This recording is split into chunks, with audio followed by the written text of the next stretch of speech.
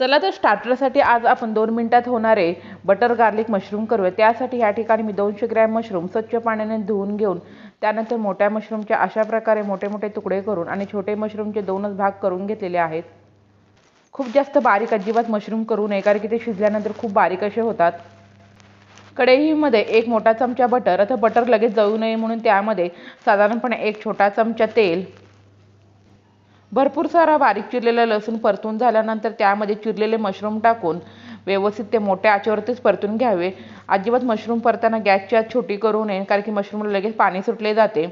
आता त्यामध्ये chilli flakes, oregano, मिरी पावडर आणि चवीप्रमाणे मीठ टाकून अशाच प्रकारे आपण मोठ्या आचेवरती 1 ते 2 मिनिटं छानपैकी मशरूम फ्राय करून घेणार आहोत। 2 मिनिटं व्यवस्थित परतून झाल्यानंतर त्यावरती बारीक चिरलेली कोथिंबीर टाकून झटपट असे बटर गार्लिक मशरूम तयार झाले आहे। धन्यवाद।